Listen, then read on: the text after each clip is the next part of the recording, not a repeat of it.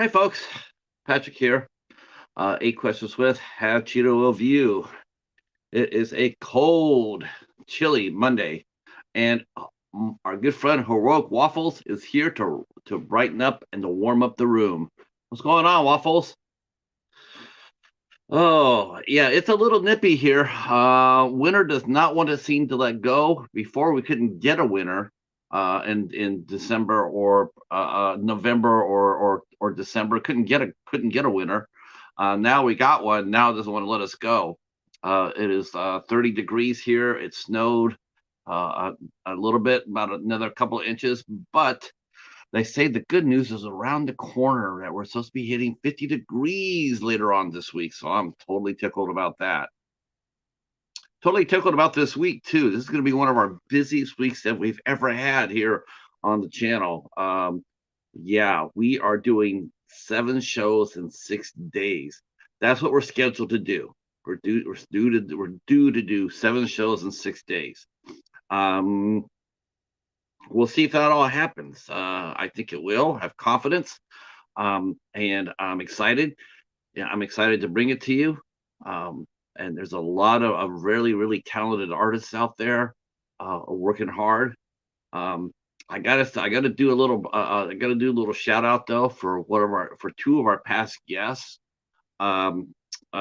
Producer Mariah Owen and director and actress and screenwriter Leah McKendrick. They are opened up their new movie called Scrambled down in South by Southwest. Right now, Leah is probably about the hottest thing going right now. Her movie is getting massive hype, massive press. Her performance is getting hyped up. Um, it's exciting. It's exciting to see. I'm wondering if they'll take the movie to Toronto. That'll be the Toronto Film Festival. That'll be really interesting to see if they take that there. But right now, she is just on fire. Her and Mariah both. Um, Super excited to see it. They worked their asses off for it. This is no, like overnight success. It isn't. They have been pounding the pavement for quite a while now. So all their hard work is starting to pay off, and it's really going to be fun to watch. It's going to be a lot of fun to watch. It's not the first person that we've had on here whose star is going to set the launch too. We've talked about Mike Markoff. We talked about Crystal Martin, a whole slew of other ones. Angel Bradford, who's coming up here. She is poised as well. She has been insanely busy since we last talked to her.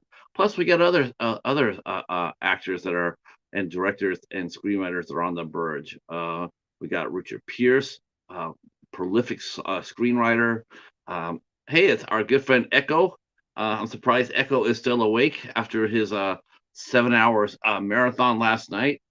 Uh, so I think he went 7 hours, right, Echo? Your live stream?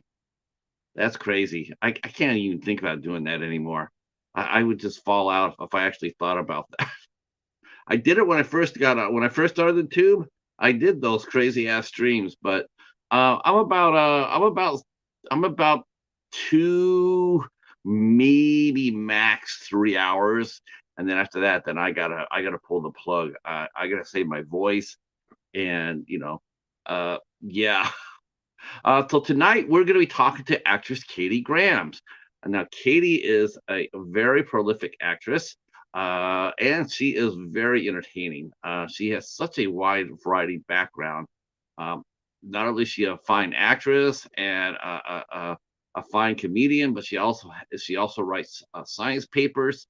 She does research. She's for a herpetologist in catching reptiles down in Louisiana. She's also managed a blood bank for 8 years. That would be fun to talk about. Um, yeah, she's done a little bit of everything. Yes, you do. Yes, you do. That was a corker yesterday. Oh, 6 hours. When you get to 6 hours, you might as well just be seven. You might as well say, hey, if I made it to six, why not seven, right? Um, Me and Hobbs, I think the most longest I ever did was a little over 10 hours. I think I was like 10 and a half hours. But like I said, those days are done. Not going to do that again. Not unless it's for a good cause. If it's a marathon and stuff like that, and they needed a co-host or something like that, I could come on and do some hours like that. But I couldn't do 6 hours or 8 hours straight through it anymore. I just can't. I definitely have to have a massive panel, so that I wouldn't have to talk, because believe it or not, your vocal box gets tired when you're sitting here doing what I'm doing right now. All right. So, like I said, this is gonna be a great month. Great month. I'm gonna go ahead and tell you we got going on the channel. I'd like to say thank you again to all the people who came out and supported me and the professor last night for the Midnight Society. We covered high voltage, and we had a great time doing it. We were up against everybody last night. Everybody was doing Oscar shows, the Oscars themselves. Me and the professor, we were stuck over here doing our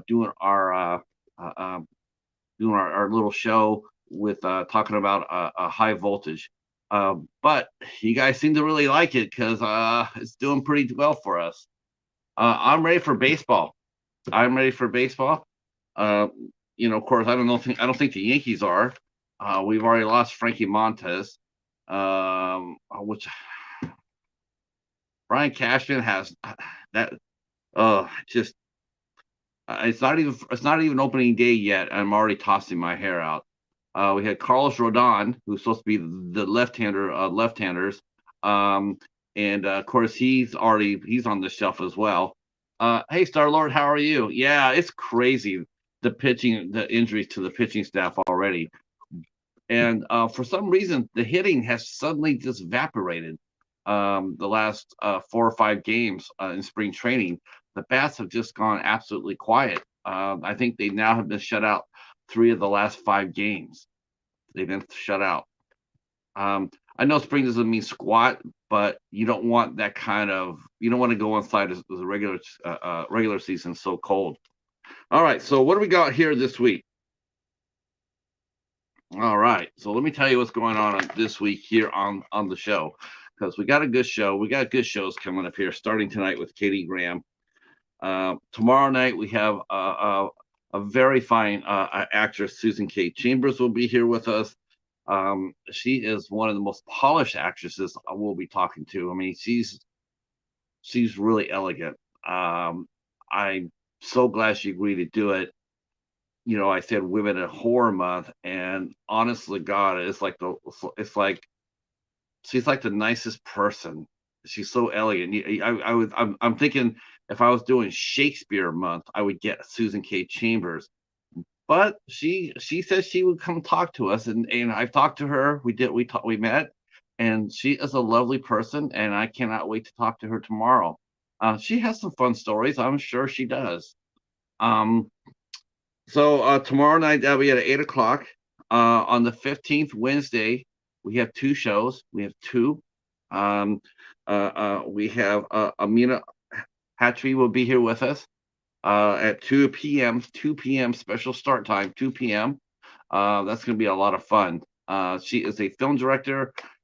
Hey, Drew, welcome. We're ready to. We're letting you guys know what's coming up on the show. So she'll be here at 2 p.m.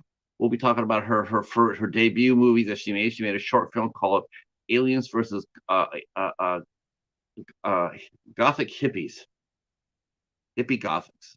Gothic hippies. It's a twister. And then on the 15th at 8 p.m., we will get in young makeup artist Bree Hill will be here with us, and she helped handle all the special effects, all the makeup on The Bogman, which is a fun independent film. It came out of Louisiana, so we're going to talk to her about her career just starting out. Can't wait to talk to her about that. Makeup people always fascinate me. On the 8th, or on the 16th, the 16th, we have Jennifer P. Tuck, our novelist Jennifer P. Tuck will be here. And if you like to read, You'll definitely want to be here for that show because we will be talking books and novelists and stories and world building. And there's Anthony. He's got 733 subs. All right, Anthony. Good for you, buddy. Good for you. You're getting there. Um, and then on St. Patrick's Day, I hope that you guys were all stay inside, nice and safe and warm. Hang out with me and Vale. She is a terrific cosplayer. Um, really excited to meet her. I think she's going to be a lot of fun to talk to. She's extremely talented and skilled. Go into the world of cosplay. So, and we will talk to her on the Friday the 17th at 8 p.m. And then Saturday the 18th, we have actress Anika Foster will be here at 4 p.m. 4 p.m. Saturday, 4 p.m. So that'll be that's our week. Our week is crazy busy. Crazy busy. What what more would you want, right? And yes, we are slowly making our way over to starting to fill the holes up in April. We are working on that. We'll be having some bookings to announce soon. Once I get a few more heads in here, I will definitely let you guys know what we got coming up. Oh, there's Waffles right there. And hey, Casey, how are you? How are you? Glad you guys are here. Yeah, once again, I wanted to say thank you so much for you guys to come out and supporting the show yesterday. I also got to sit there and say that it was fun as hell. After our show was over, we went over and hung out with the Gory B movie and Danny Nightmare from Horror Addicts for their 6th annual Oscars. And I'm really pissed off at myself because I don't watch enough modern stuff. I didn't watch anything really big last year. I watched over like 150 movies, I guess, but I didn't really watch a lot of the current stuff came out. And so I got asked if I wanted to be a presenter, and I should have, I could have bluffed my way into that and said, "Oh yeah, yeah," but I didn't think that would be right, nor would it be honest. And I told Danny that I had not watched enough horror last year to really feel comfortable about talking about it. So, but this year I'll be watching more modern day horror, more what's going on. So like if he gets to ask me next year, I'll be ready. Me and the cheetah, Lord willing. Yeah, that was a tremendously fun show yesterday. So many cool categories. Met so many different new horror tubers. There's a lot of the people that were doing the presentations I've never met before. I've never seen their channels. I've never met them. So actually, I do believe after this is over with, I will be heading over to Danny's channel and to say hi and introduce myself to a few people. All right, our guest is here. Our guest is here. So please put your hands together and welcome the lovely Catherine. I'm going to say Catherine Grams. She also goes by Katie. So let's go get her.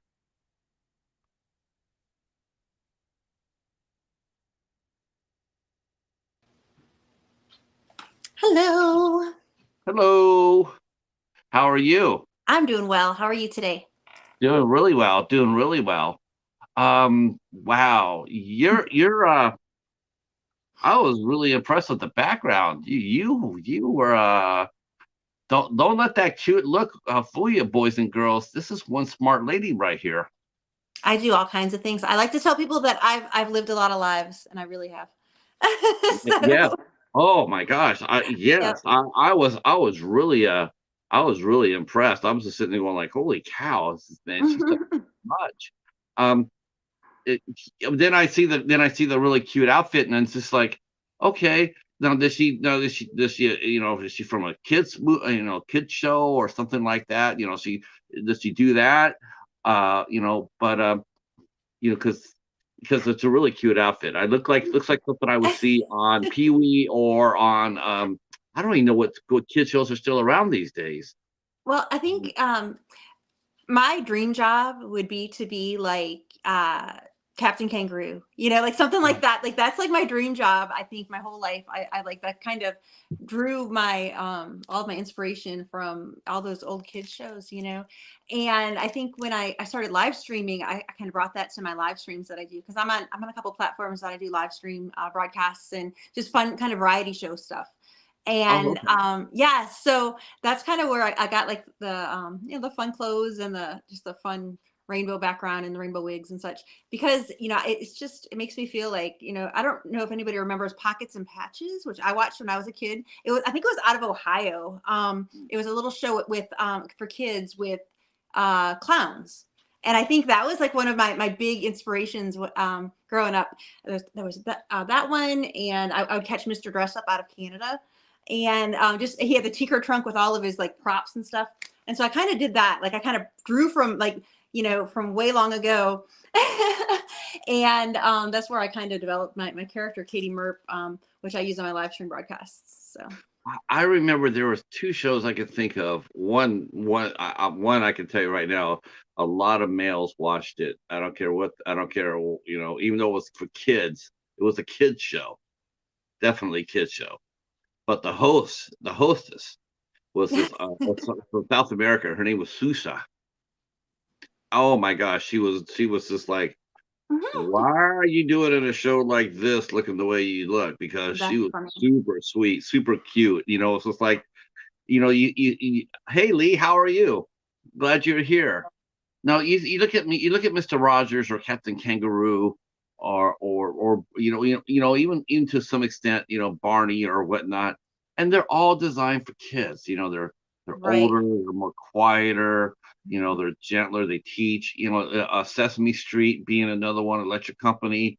Electric Company was probably a little bit more toward upper a little bit for the kids, Right. but they're Education. all the hosts are all just normal looking people. But Susha, she come out there and people are like, you just looking at her going like, that'd be like if your hot aunt came over and did that. It's just like That's funny. it's just like, well, I don't know. So yeah, but I'm glad to see that there's shows like that still around, because I think, gosh, I think TV for kids, really, honestly, the simple days that when I was growing up, I think those are all gone. I mean, Yeah. there's no more cartoons, there's no more Mr. Rogers, or no more Captain Kangaroo. I don't It's even so know different. what's out there, Katie. Yep. And now like my broadcasts aren't exactly geared toward kids, but it's more nostalgia. It's nostalgia, and just those times of, um just like kind of basing it on those characters and just having fun with things. And then we might talk about like normal everyday life or what's going on in politics or whatever, but then we bring it back to, 80s nostalgia and such. So Yeah, yeah, kind of fun. yeah. Like Lee says, no more innocence. That's a really Right. good Yeah. way about it. Yep. Innocence has been canceled, Yeah. throughout, and it hasn't just been like now. It's been slowly being eroded for decades. You know, uh, uh, you know, pretty soon it was just going to go with pretty soon you started seeing shows and cartoons slowly disappear. No more Right. Saturday. No Yep. Oh more after yeah, it's gotten school. so different now. Yep. It's sad. It does. It saddens me too. It really does, because I grew up with that, and oh, you got a house panther. Yes, this is Steve, and he loves me. So he likes to, Hi, if I Steve. if I'm sitting down, he wants to be on me. So we're gonna That's okay. Steve looks very sharp. Hi, he Steve. is. Uh, uh, uh, Oh, there we go. so you have such like you mentioned, variety. Um, Gosh, I mean, so much so I could just roll a dice and just to see where we can go, there, what there's a pathway we lot of can go. things. Yep, exactly. So But let's go. I tell you what. Why don't we just go back to the beginning? Where were you born and raised at?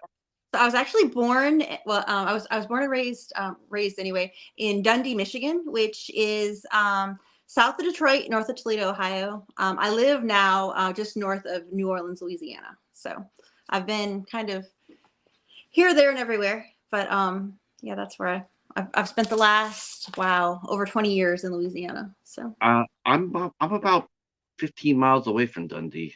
oh wow, it's such a small world. That's crazy. Oh my God, I had no idea. I saw that you were based in Michigan, but I didn't see where. That's amazing. Oh my Uh, God.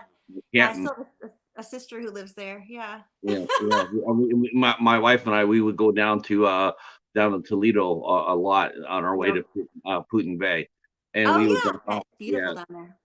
Yep. Toledo. Last I know, I haven't been to Toledo in 10 years, but last I saw, there's one thing constant about Toledo, and that was always underneath road construction. I think that's Yes. yes. Was it? Was it for My you too? whole Yeah. life there was road construction, and every time I go up there, it's everything's still under construction. Oh I my God. 65. Yep. I think Toledo is the most worked city in America. They had the most projects going. I'm not even kidding you guys in the chat. If you go down to Toledo, Ohio, rest assured you will run across some sort of construction going on some freeway. Yep. It's like part of the city. They're never ever done. So living in Dundee, how long were you in Dundee before did you go from Dundee to Louisiana? Yep, I moved to Louisiana right before I turned 18. So yeah, I've been here my whole adult life. So I always say I kind of say that I grew up in Baton Rouge because I lived in Baton Rouge for 13 years after that, and now I've been on the North Shore of New Orleans since then. So like I said, I've been here and there and everywhere a little bit, but mostly Michigan and Louisiana, and it's been it's different because you'd think that they're very different places, but honestly, there's a lot of French Canadian influence in both places, and a lot of the same settlers and explorers actually um, explored here as up there. So it's kind of cool to see like the same city names and things like that is what I'm used to from back home down here. So yeah. Well, what did you do what did you do in Michigan? I mean, in Dundee, did you obviously, you went to high school up here. Yeah. What was it like? I mean, where did your love of science come from? Was that your first thing that came to you? Was your love of science Yes. and I wanted to exploration? I wanted to be a zookeeper. And I have one of my first degree is in zoology actually. Um, and Toledo actually has an awesome zoo. Like I used to go and I would actually go talk to the zookeepers and stuff there at the Toledo Zoo. And then I was just looking at places that had really decent zoology programs. And I was in between University of Michigan and Louisiana State University. And LSU actually offered me a better scholarship. So at the last minute, I decided to come to LSU, and that's kind of how I ended up here. Yeah, if you wanted to get into zoos and wild animals and reptiles and what have you, I would definitely think that Louisiana would be a far better place. Yes, it's amazing just the animals we have just in the yard, like lizards and things that you don't really see, all the time up north. You see No. literally all year round here, so it's fun, and like alligators and things. It's No, crazy. we don't. Yeah, Michigan is pretty. Michigan is actually one of the safest states to live in. Yep. It really is. It's like as far as the wildlife goes, as far as bugs or anything goes. I mean, we have one tiny little rattlesnake. Yes, the pygmies. Uh, Yep. Yep. you know, uh, uh, and I mean, they're so small and they're so rare. And then the other thing we have is, I think we have wolves way up in the UP. Once in a while, we'll see a coyote in the city, but I mean, nothing ever attacks anybody. Right. There's no Yep. bugs, there's no spiders that can hurt you. Yeah, we have both the poisonous spiders here. So like I feel like we're like the Australia of the US. We have Oh all my the gosh, bad no stuff kidding, here. right? Yeah. No kidding. Louisiana, there's a lot of. I mean, you got alligators. Is it alligators or crocodiles that We live have down alligators, we there? have copperheads, we have water moccasins, we have eastern diamondback rattlesnakes. Yeah, you don't see the eastern diamondbacks that often. They're very pretty if you do though, but you don't see those very often. But yeah, you'll see poisonous snakes around. And we have lots of other snakes. Like there's snakes are everywhere here, which Uh, you don't see up north. You might see a garter snake. You might see right. a racer. Yeah, it's pretty cool. Yeah, But I see possums. I see yeah. possums. See Canadian geese all the time. A groundhog once in a while. But nothing compared to Louisiana. So were you would you consider yourself a tom girl when you were growing up here in Michigan? I really was, and I was thinking about it when we were talking about the little rattlesnakes because I used to actually I would seek out. I was like, I wanted to find a pygmy rattler, and I actually found one once in my I would go out in we lived on a farm, basically, like open land everywhere, and there were like these hills, and I would go exploring in the hills, and I finally one day found one little itty bitty pygmy rattler, and that's the only one I've ever seen live in my life. But so I feel like I've seen most of like in the eastern part of the United States, I've seen all of the poisonous snakes that there are, because I've actually seen a coral snake too in the wild. So I've seen everything in the wild that you can see that's venomous. And, So and not only in the not eastern only part of the United States. not only seen it, but you've captured it. Yes. Yep. So it's That's a kind of you know cool. that's so it's one thing to sit there and say, well, there's a snake over there. Yeah, I saw that. Let me mark it off of my it's like a bird, bird watcher. Okay, I saw a robin, so let me mark that down. No, no, you worked as for you were a herpetologist. You worked with a herpetologist. Yes. You actually went up there and caught stuff. It used to Um, be hilarious because I would answer the phone. Well, if because it was all guys except for me, and if I would answer the phone and there was somebody who had like an infestation or something, they would and it was if it was a man, they would usually find a way to handle it. Like one time, I remember I answered the phone and there was this guy and he was like, "Yeah, we've got this furniture truck and it's full of snakes. Like it was left the door was left open and all these snakes got in and we need somebody to come and wrangle them up." I was like, okay, yeah. And I was like, the description of snakes, and he's like kind of describing them as much as he could. And I was like, okay, well, we can come over there. He's like, who's gonna be coming? And I was like, well, I'll be coming, and I'm gonna like get some other people and see if they. And as soon as he found out that a girl was gonna come wrangle his snakes, he could do it himself. So it was oh, really hilarious. you know Like, what? I would tell the guy. I would tell the guy, there's no shame in your game for being right? caught. You know. Yeah. So but it was funny because I'd answer the phone and they'd be like, "Wait, did I dial the wrong number?" I'm like, "No, no. What do you got? Come on." And Wow. so, but yeah, usually they would figure out a way to wrangle it themselves. But usually it was like one snake. That one sounded interesting. I really wanted to go on that job, but they're like, "Oh no, we got it. We're just I don't know what they ended up doing. They probably burnt the truck because they were Now, really scared. Like they really were. They were like, "Oh my gosh, we got this problem." And I'm like, "Okay, so you're gonna send some guys out?" I was like, "Well, it's gonna be me and probably a couple guys. Yeah." Oh. now, Then they can handle it. have you run across that attitude in your acting? You know, like, Um, we need a certain type of a woman, character, and then they see you, and they're going like, well, maybe we can rewrite the part or change it around a little bit. Have they done that? And they what see you, and they immediately put limitations on you without knowing who you are or what you can do. I think one of the reasons why, especially like when I do my broadcasts and stuff, I do the crazy hair is, I have by nature, I have like just long, plain blonde or brown. I'm sorry, long, plain brown hair, and I've been told that I look very serious. And yeah, people expect me to be serious, and then I open my mouth, and they're like, yeah, they're like, wait, what's going on here? So yeah, I've been kind of cast as some like really serious types, and I'm like, and it's a challenge. It's really a challenge for me. I can do it. Like I can be very dramatic and very serious, but my best roles are when I get to actually be more animated and have some fun, or like horror movies are good too because you can be expressive and such. But yeah, I think the best experience I've had, I was in a movie called The Charmed Life of Fig Dauphine. It's an indie movie. I'm hoping that it gets more widespread distribution soon. They've been doing the little festivals and such, but it was a producer out of New York, Gretchen Zuffel. She did the movie and she wrote it and she directed it and it was awesome. But the character, it was so funny. I read the script and I was like, this sounds like me. And I was like, hopefully, I was like, oh my gosh, so hopefully they'll cast me because this totally sounds like me. And then when I did my audition, she messaged me. She goes, "You are Bessie. Like this is you." And it was great. So it's awesome when you can actually find a character that is that much like you and be able to, because it's she was kind of a tomboy, kind of, very smart, very cunning, but also silly, and there's a lot of facets of my personality.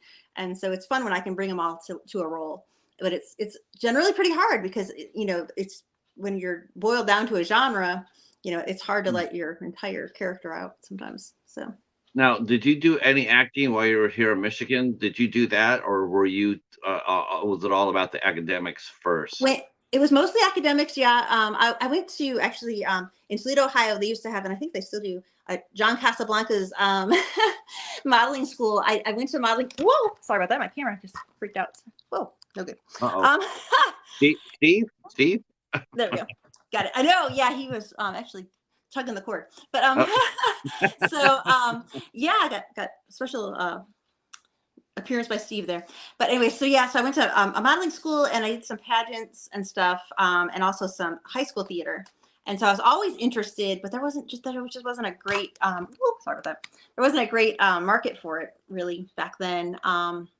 So now I know there's some movie scene stuff going on in like the Detroit area, but back then not really. This was like the late '90s. no, we had a brief little hiccup too. Yeah, When Granholm was governor, they pushed the tax, tax the credits. credit, tax Yeah, credit, yeah. And so we had a brief period there, like 3 or 4 years, where we had all sorts of film companies coming in and stuff like that. And then just like that, we got Snyder in, and he gutted it, and yeah. all of it went away, including one case where there was a big studio in Allen Park that they just got absolutely destroyed. They were Oh gonna no, Yeah, yeah. they were launching. They had a massive complex, and getting ready to gear up to do all these movies, had all these plans, and then the tax credit went away, and they were just left holding the bag, and they couldn't handle it, and had to go declare bankruptcy. It was a That's shame. It's a yeah, shame.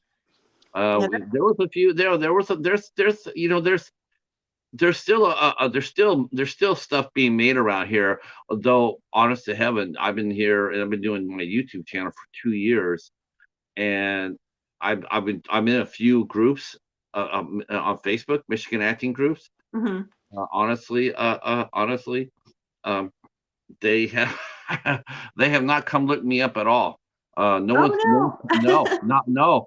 no. And I go in there and I promote, and I'll go in there and say hi Hmm. or whatnot, and do a review or something like that. And not once, Katie, has any of those artists or directors come knocking on my door saying, "Hey, you're in Michigan. Here's what we're doing. You want to talk about?" Not once. Wow. Yeah, that's strange. It's weird. Everybody else is wide open and friendly, but Michigan, my own Michigan, uh, not no. It's weird as hell. Um, so you what led the trip that what led you to Louisiana? Was it because of the academics? Because you said you had a Yeah, yeah. So I went to scholarship. LSU, and then I kind of started. Well, I was doing some modeling and some. I was doing pageants. I was doing some modeling that led to acting. I was doing some theater already, and that led to acting and some more theater.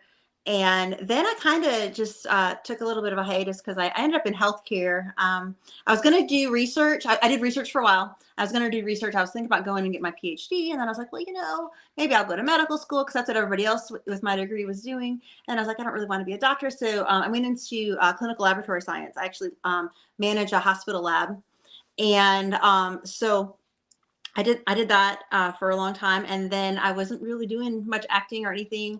And the indie scene started picking up here after it was here before Katrina, but then after Katrina, it kind of had like a renaissance again where people were really making some movies and really, there's a lot of background work and stuff to be done.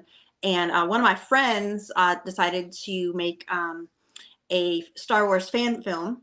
And I just happened to not be doing anything that weekend. I was like, sure, I'll come out, whatever.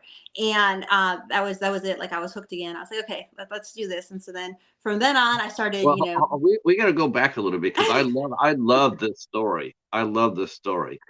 So let's go back to that Star Wars film because this is so sweet. This actually says a lot about you, Katie. If you think about it, it really says it speaks to a lot of who you are and what your character is. So I'll tell the story too. I mean, Okay. you just fill in the hole. You fill in the holes.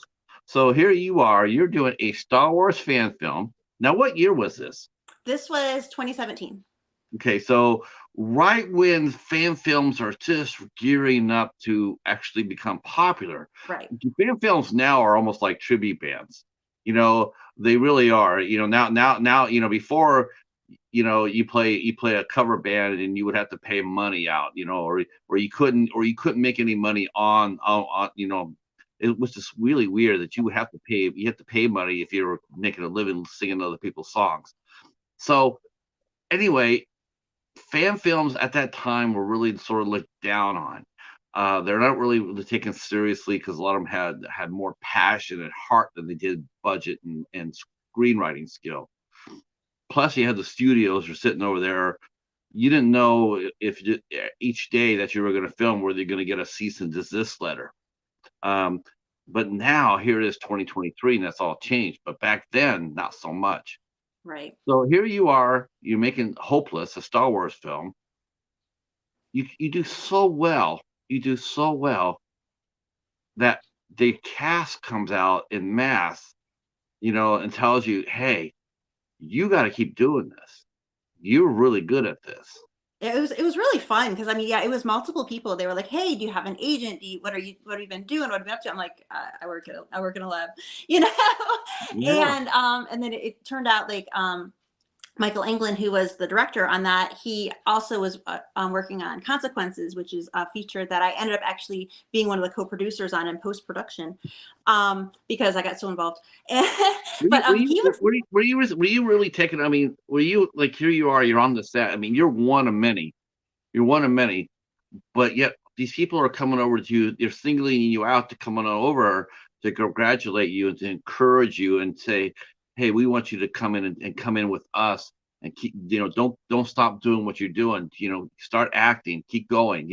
A lot of Mhm, times, a lot of times when a movie wraps, you might have a wrap party or whatever. mhm. You don't really get your whole cast and crew there as one sitting there saying, you can't stop. You got to keep going. You got a future in this.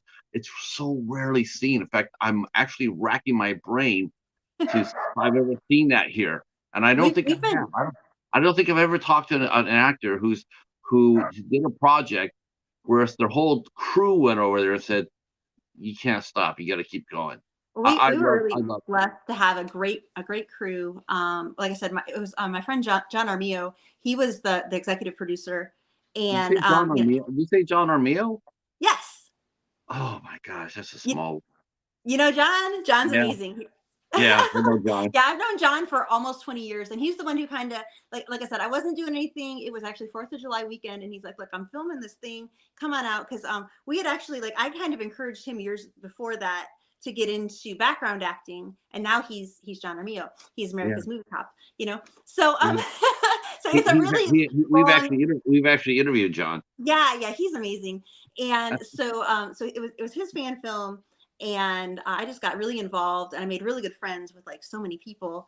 And we have such a great group. We really do. We still are filming things. Like yesterday, I actually had to miss the shoot yesterday, but yesterday they just filmed an episode of their show Flops, which they're doing a Right. Batman fan fiction.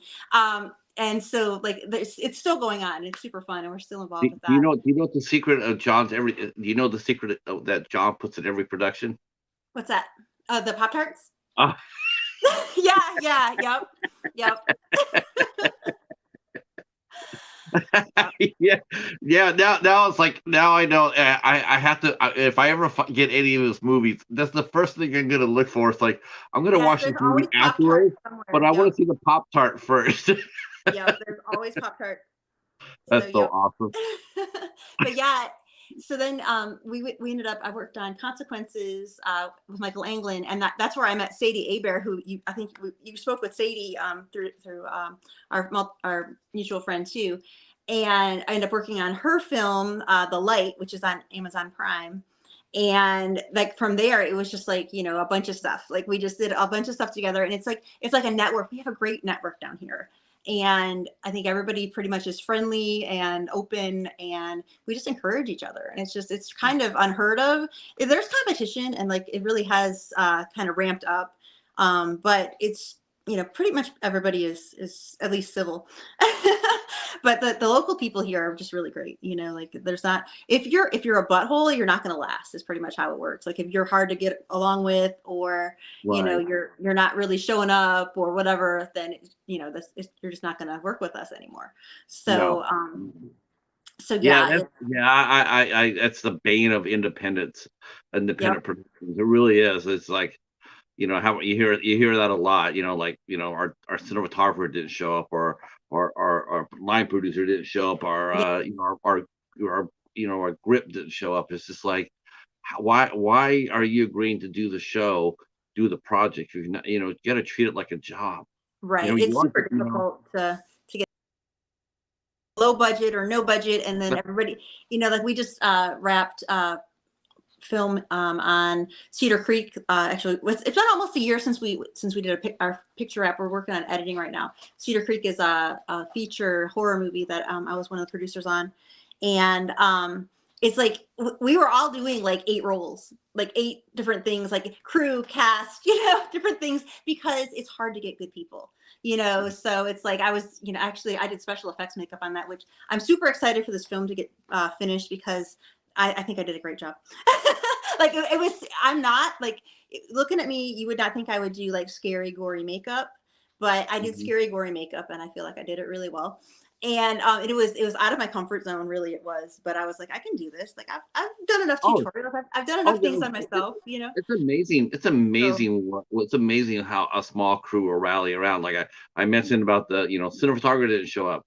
I talked to one actress who their cinematographer didn't show up for their shoot, and she picked up the damn camera. She's okay. Show me yep, how to roll it, and show me how to stop it.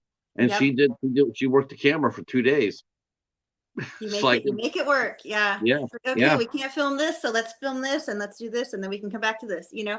Yeah, like you'll start the day with a shot list, and you'll end up with a completely different shot list, but you got to make it work, because when people are there, you have to shoot. And we've actually had 2 of our actors for that have done very well in the past year. Like they're working on big productions and such, and they started kind of hitting big when like we're in the middle of our film, and we're like, okay, guys, we got to get this done. And so we had to film kind of around their big productions. But it's really exciting. Like I said, we've got to get this finished and edited, because we've got some good people. We got Creek Wilson and Hicks Jeremy, who both had huge roles this year in other productions, and a lot of wonderful people. It was executive produced by Michael Anglin, and Sadie and John were also producers on it, and I was one of the producers as well. Paul Tuger, just great. It was a great crew, a great experience, and I'm really excited, and I hope I hope to get it finished soon, and out there for you know. Now, when you were now, did you start your acting when you were still going to Louisiana State? Were you still, you know, Yes, yeah. ah, I've had an agent since 1999.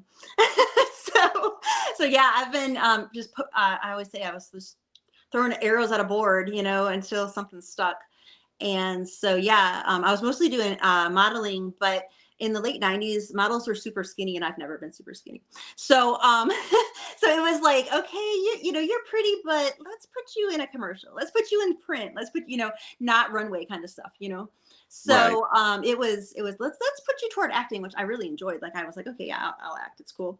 Um, and then I took some theater classes, and like theater and improv. Like I've always been a very big Saturday Night Live fan too. And so like improv, like I fell in love with improv, which is one of the reasons why I do my live stream shows, because they're basically all improv too. And I would do some of that, do like little variety shows here and there. Like they would have like karaoke and open mic night in Maybe college, some of the people in the chat might not know this, or what people watching on the replay might not know this, because that's a word that's rarely used anymore. But explain to people what a variety show is. right? Yeah, nobody knows. I tell people all the time, oh, I do a variety show. And I'm like, oh, what? And so how I explain it, because there's another whole story to this, but I explain it. It's like, well, I sing and I dance, and sometimes I wear leather pants. And they're like, what? And it's funny how that started is because I actually they told me, like I'm on one of the apps that I'm on. They're like, okay, we have this the spot for you, and you're gonna get a bunch of viewers, but you have to dance. I don't dance, like I really don't. And I was like, okay, well I do now actually, but I did not dance at the time. And I was like, well, if I'm gonna dance, they're like, we want you to do hot dance. Like, what is hot dance? I'm like, okay, if I'm gonna dance, I'm gonna dance to like a White Snake video. Like I'm gonna do like heavy Oh, metal music, because that's like what I that's dance to. right. And so that's how it came to be that I sing and I dance and I wear leather pants. But yeah, so like a variety show, it's like, you might have comedy, you might have a little bit of drama in there, you might sing a song, like you just pull it all together. It's like vaudeville, which a lot of people probably don't know either, but you never know what's going to happen exactly. You might start off reading a poem or reading a story, or telling a knock knock joke, and end up singing a dramatic song. And it's like I think I don't know. I don't know if it's the. I think probably the closest thing we've had to a variety show per se, and I don't even think it counts, but it's like talk shows, where they Yes. Yep. come Yeah. Like, out. Yeah. I think Craig Ferguson was probably the last person to do like a variety show, Mhm. on the Late Late Show, and he's amazing. I've actually seen him live, and he's so good. But yeah, that's been probably like He's 10 years real ago good. now that he was on. But yeah, so it's like, you have the skit comedy, and then you have like talk to a guest, and then, like I said, you might sing a song, whatever. Like Sonny and Cher. If anybody's ever seen the old Sonny and Cher show, that was, you know, Variety. a variety show, and that's Yeah, kind I of mean, like that's you could type in variety show here on the tube, and it'll take you to a lot of variety shows, and like like Donnie Marie or Carol yep, Burnett, Smothers Brothers and things like that. Yep. Slap In. Um, Yep. yeah, but but they're just dead now. I mean, Right. they can't survive in today's world. Yeah. It's just I no guess, longer there. like In Living Color and things like that kind of tried that format, but it was more sketch comedy. Yeah, So, yep. the Saturday Night Live sketch comedy. Yep. It's Yep. there's nothing there with it. Though I have seen I've seen slivers of variety in Saturday Night Live back in the old days. Yes. Yeah. Yeah, it hasn't been like that in decades. Um, when you were doing this, were your parents were they concerned that you were sacrificing your school? Was it easy for you to maintain your grades and your study habits when you're still out there doing modeling and having fun and like acting and whatnot? I mean, Yeah. how did you keep the balance without either one tipping the other over? Yeah. My mom never quite understood that it's not really a career. It's a series of jobs.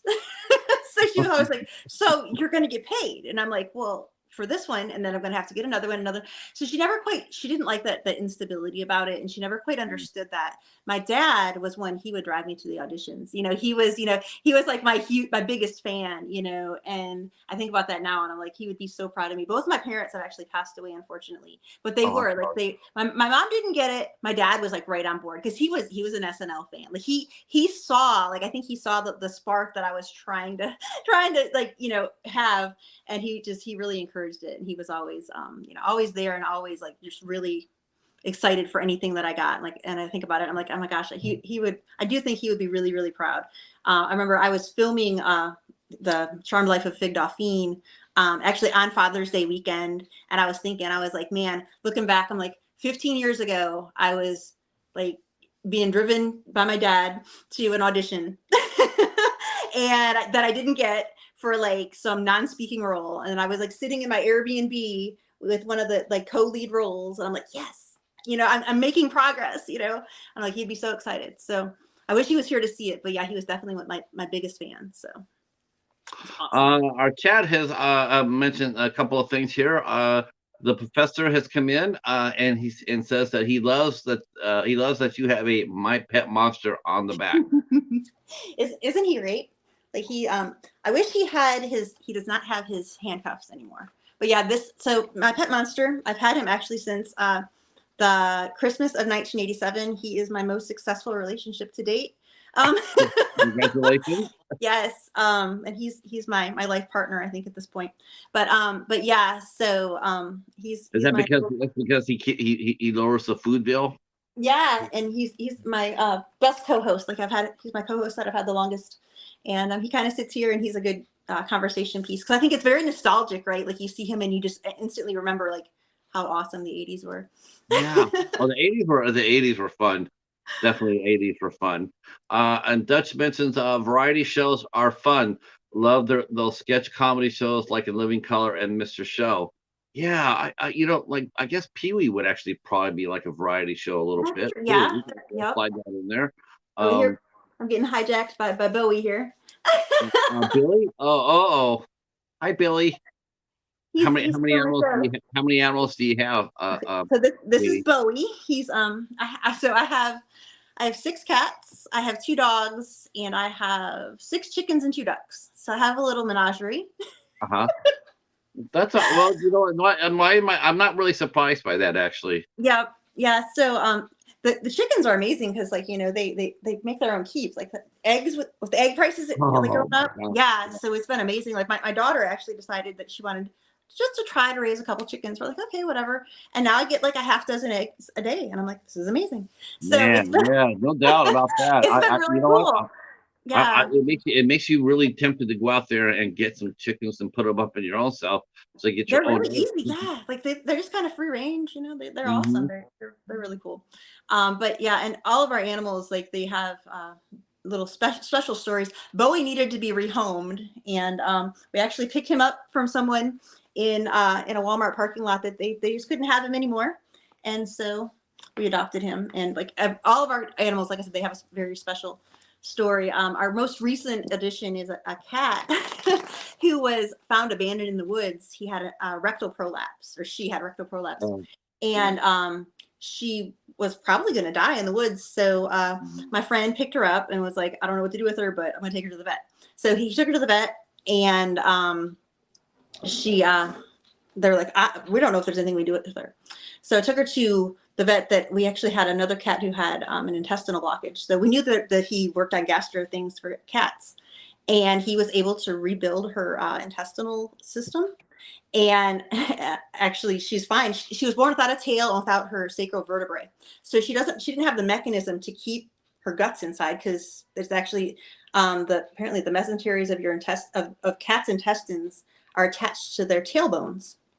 So she didn't have the mechanism to keep her intestines inside, but now she does, and she's doing really, really well. She's about 8 months old, and she runs around this house and just owns it. Like all the other animals are just like, whoa.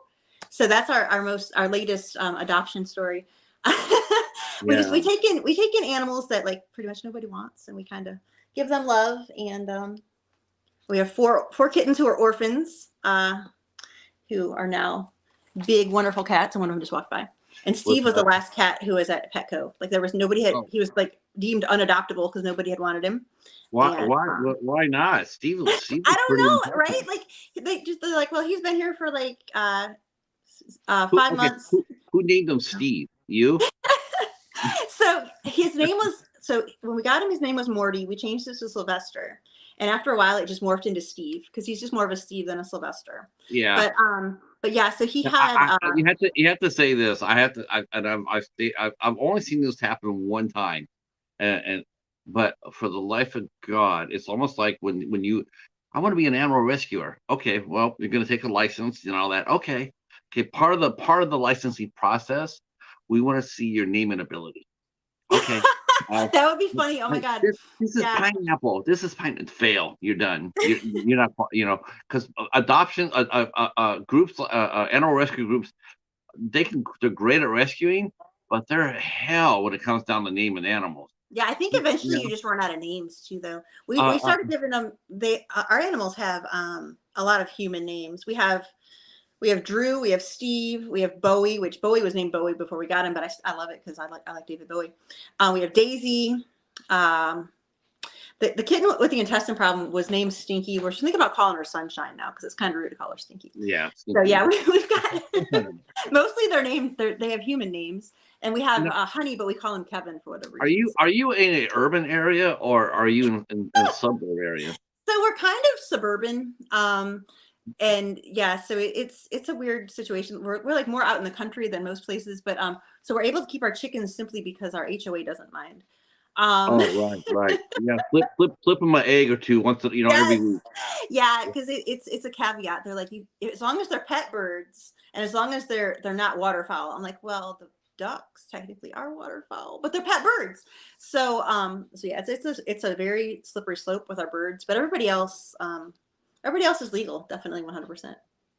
But were you a girl, when you your first movie that you did with the Star Wars film, were you coming down and you're into comedy and you're into and schooling and whatnot, were you aware of what Star Wars was when you did it? Did you know anything about Star Wars? Oh, absolutely. Yeah. I think the first movie I ever saw in the theater was Return of the Jedi. So I was, and I know people think it's sacrilege, but I was a huge Ewok fan growing up. Actually, I have. Where's he got? Here he is. I have the little Grogu guy. You got My Yoda. friend, My Yeah. friend gave me, yeah, my friend gave me a little Grogu one day when I was sad. So I have him. He's one of my co-hosts. So yeah, I really like Star Wars. The newer stuff I'm not that into. It's just so much. It's almost like I don't know, just a saturation. I haven't caught up on Mhm. everything, but growing up, definitely. Like that was like, it was like a sacrilege to turn the channel if Star Wars was Right. on. So yeah. The professor would like to know what is your favorite Star Wars character?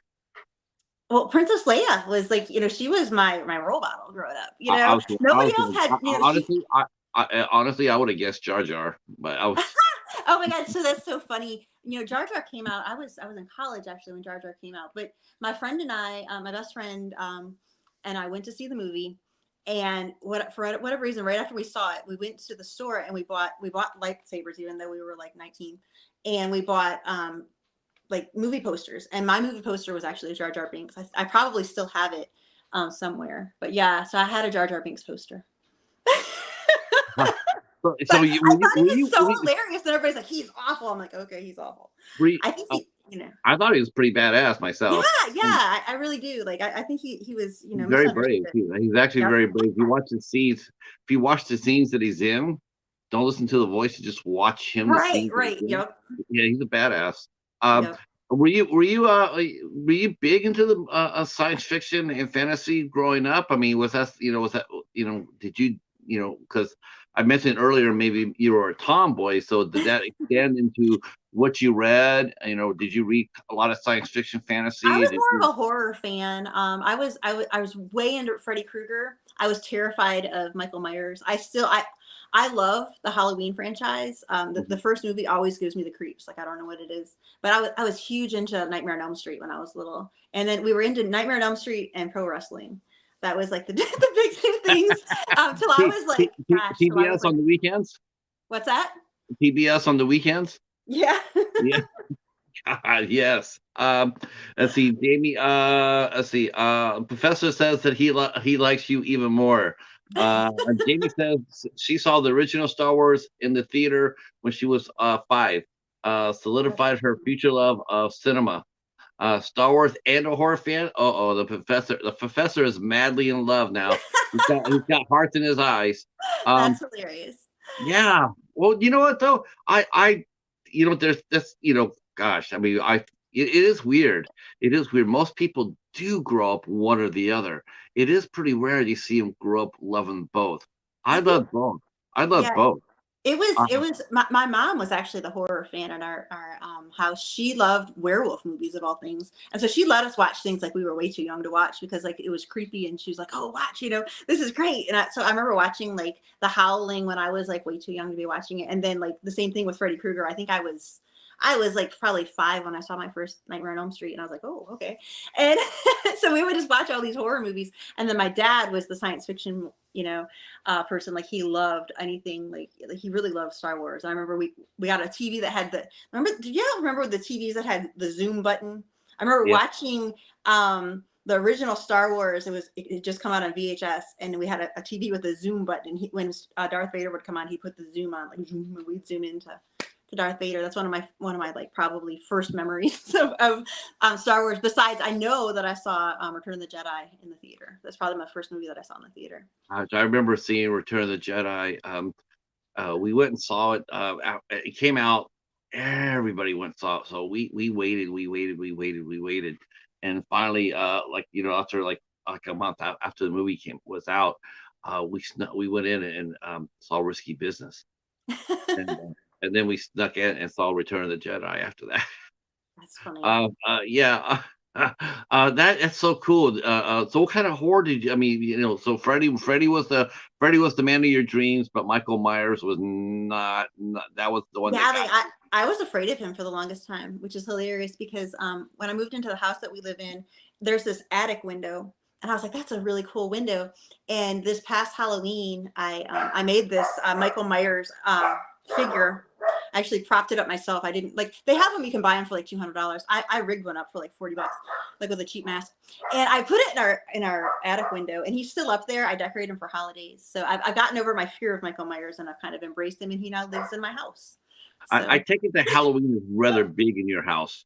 Yes, I love Halloween. It's funny, when I first started acting a lot, Halloween was kind of weird for me, well, especially, and I also do my live stream, so I dress up. I dress up a lot. So sometimes once it gets around to Halloween time, and people are like, "Well, what are you going to be for Halloween?" I'm like, "I just want to be myself," because it's so weird to be dressed up all the time and feel like you're playing a character. But yeah, my kids love Halloween. There's actually a really cool charity event that we do at the hospital that I work at. And it raises money for crippled children, called Boo Fest. And so I would usually, they didn't have it for a couple years but various reasons, and then COVID and such. They had it this year, but I would always pick a character to dress up as and just kind of greet the kids, and it was super fun. I was Maleficent a few years. I was a mermaid a couple years. Like, it's really fun. So yeah, it's fun to it's an opportunity to cosplay and just step out of reality. And then also the decorations are super fun. And that's kind of how I got into doing special effects makeup, which, like I said, I'm really excited for Cedar Creek to come out, just for people to see my special effects makeup, because some of that stuff I can't do due to certain like restrictions on live streaming and such. You can't do a lot of really gory stuff because sometimes you'll get in trouble for that. So so I can't show what I'm able to do. So I have to. Isn't that Yeah. something? Isn't that something here? Yes. You have a Yeah. disclaimer. You have a disclaimer saying, there's a special makeup and everything else. Yep. And good Lord, and then Yep. you try to, oh Lord, just yeah, Yep. yeah. Um, what was the first movie that you did special makeup on? I mean, did you do it before you did a movie, or did it come to you after the fact? It kind of evolved. So we did these little 8-second films for a little film contest one time, and Michael Anglin wanted to do he wanted to do a zombie film, and he's like, I'm going to do this little short with zombies in it. And he's like, but I don't know who I can get to do the makeup. Nobody will come to do the makeup. I was like, I could do that, I think. Is that the 48 hours? Oh, it was actually, it's like a 48-hour film, but it's I think you have like 2 weeks to do it. Oh, But okay. every film has to be less than 8 seconds or less and tell a story. You have to tell a story in 8 seconds, which seems like it's really hard, but it's actually not that hard. And I'll send you the link I actually made a compilation of them, because we did 8 of them, and they were really cute. But so we did these, and a bunch of them ended up using this zombie character. At first it was my daughter and I were zombies, and then they're like, hey, let's put the zombie, like, they used me in this skit, and so I was a zombie in a bunch of skits, and I did my own makeup, and I did like the eye sockets and such, and I just watched tutorials. I'm like, okay, like, how do we do this, what can we do? And then I ended up doing makeup, my own makeup, actually, on a 48-hour film that we did, which is going to actually be a short at some point once we get the footage and expand it, but called Devotion, that we did for the New Orleans 48-hour film festival. And it was all black body paint and then these scary contacts and stuff, but it was like my whole entire body, which is very grueling and very difficult to do. And so that was a nice challenge, both as an actress and as a makeup artist, because you have to figure out how to cover it, how to keep it covered, how to make it work. And then, like, we were literally filming for about 17 hours that night. So Oh, trying to keep it from peeling, and yeah, it was the rough. 48 hours. That's always super fun to talk about. Yeah. Our friend and King of the Spooktacular, he also loves Halloween like there's no tomorrow. Our good friend Hobbs Horror, King of the Spooktacular. We do this. He does the Spooktacular every year. It takes over October and does all sorts of fun things on his YouTube channel. So you definitely need to meet Hobbs Horror. Yeah. That's so Yes, cool. yeah, he is. The Spooktacular is all him. Yep. That's awesome. That's Uh, awesome. Hobbs. Uh, yeah, we found the perfect person for you. We found the perfect collaborator with you for October. Yeah, we count down. He counts down when Halloween comes, like when we lost an hour. The hour Mhm. Oh forward. yeah. Yep. Yeah, we gave, just he's like, what's really great about it? What's that? We just got an hour closer to Halloween. That's I'm like, so cute. Yep. that's the Hobbs. That's dedication to all things Halloween. Um, Wow. so you got to do the Star Wars movie. You got to do that, and I mean, and you got to work on some other things. You actually got to work on a TV show, the Purge TV show. Yes, that was super fun. I was featured background for 4 days, and it was just fun. Again, it was a really great group of people. Some people that like I've worked with on other things since then, and just it's great networking. And just Is it that was what really really background work really is good for? I mean, more than anything else. Is it because I know people go there and there's no lines and they stay there all day and everything else. I just sort of think that if you're going to do extra or background work, I think it's probably the really best place to go to network, just to hang out and yes, absolutely. chill and yeah, and compare notes and all that other stuff. Yep. Um, yeah, yeah. I think if you go there hoping to get discovered, you're in the wrong business. If Right. you Yeah. go in there, like, hey, I hear they need they're looking for a guy, between 35 and 45 for this project. I heard about. You look sort of like that range. Here's the information, Yep. or hey, I'll call you if I hear something, anything new. Because to me, waiting there all day long without having any goals or having any interaction with anybody else, that would be for a very long day. Yeah, that's what a lot of us would do. Like we would bring scripts for, auditions that we were working on. We would, work on monologues together, talk about, what classes are you taking? What have you learned from this person? What is a good class? Because there's so many teachers in New Orleans. There's so many great resources and such, what have you learned? And just, hey, do you have your resume? Like what format are you in? What are we doing? How's your agent? Do you have an agent? How's your agent treating you? Like we would just, compare notes on things. And a lot of us are doing pretty well. And we met on the purge, and we just would network and throw ideas off each other. And some of us went in different directions. Like one of my friends now is working. She does like traveling theater, but it was because she took some classes and she started going in that direction. But we were on the same set together doing things, talking about things, and just bouncing ideas off of each other. And it's just kind of cool that way to really be able to find people who are like-minded and do, some of them just want to sit there and make their whatever money that they're making the day, but a lot of people are looking to expand their horizons. Or there's artists too, like they're painters and photographers and stuff, and this is their odd job to make sure that they have some guaranteed money. So there's all kinds of walks of life on those sets. And just talk to people and find out what they do. And you Now, know you mentioned you worked in healthcare, so yeah. were you like a nursing assistant? so A um basic, so uh, I'm a medical technologist, which is the people that work in the lab. okay. And I actually still do that. My life is a juggling balancing act. But I still do that. I manage a hospital lab here. And so that's been interesting, like super interesting. The past 2.5 years or 3 years or so with COVID and such, of course, a lot of the productions have been shut down. So I've been able to get more focused on that again. And but also, like, I've been able to do my live streaming broadcasts. So I haven't had to quit my acting, and I've still been able to expand my audiences and stuff. So it's kind of been the best of both worlds the past couple of years, because Has it been a everything. hard, is it hard to maintain your balance? It is, absolutely. And we have clinical laboratory scientists are in short supply, high demand, short supply. Nobody knows what we do or who we are, or that it's an actual degree. Like everybody knows nurses, nobody knows med techs. Like that's what we're called for short. And it is at least a 4-year degree to be a medical technologist, and a lot of people don't go into it. So there's a huge shortage. There's very few people my age. They're either people coming right out of school, or there's people who are like in their 60s who are medical technologists. There's not very many people in the middle. And so that's been a really big challenge for me, because like I said, I manage the lab here, and trying to stay staffed through this whole pandemic has Mm. been a nightmare. But we're ramping up. I'm recruiting a lot, and yeah, we're hoping. Really? I mean, if you're into it, I mean, you're gonna make a good living. That's for sure. Yeah, it's exciting. Just trying to prove our worth, because your patient's medical record is nothing without lab results. So that's been the struggle, is just trying to get people to buy into the fact that it's a science, and all in its own, and it's a service that we actually went to specialized school to do.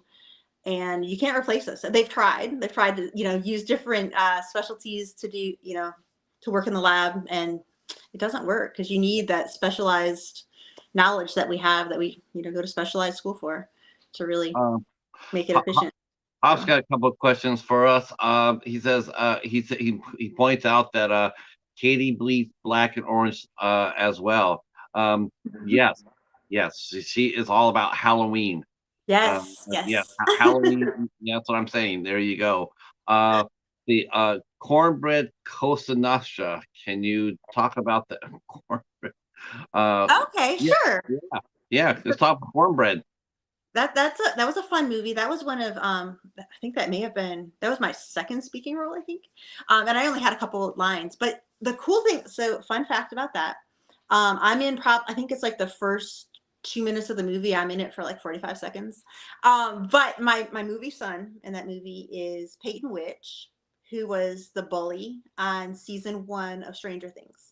So there's a fun trivia fact how but they joke that you could do like a 6 degrees of Katie Merp and have the whole universe be there, but Yes. so Well, I think you've already proved that already. yes, We already talked so about so John and that's Pop my Tart. that's my claim to fame and my link to Stranger Things, which I absolutely love Stranger Things, by the way. But so yeah, Cornbread Cosa Nostra it's a movie by Travis Mills, who's done quite a few films here in Louisiana and surrounding areas, Mississippi and such. And it's really interesting. It's about the Biloxi mafia back in the 80s. And it's a really fun kind of nostalgic movie. I believe it's still on Amazon Prime if y'all want to go watch it. It's really just it's kind of tongue in cheek in ways. Like it's really kind of campy, but it's got a lot of cool people from Mississippi and Louisiana, local actors, and they have some great roles and just do some fun stuff. And it tells a story. Like it is based on a true story. The names are changed, but the story is the same. A really cool kind of thing. And they actually got threats from some of the surviving members when they were making that movie. So it was kind of risque, but really cool. Yeah, never makes me never fails to entertain me that crooks are offended by the way they're portrayed. Yes, yeah, it was funny. Like, you better not make this movie. You're a thug. You know what? The fact that you're even being talked about to be, it's like um. Let's see. Hobbs mentions his only issue I have with my little medical. Yes, he has a medical condition.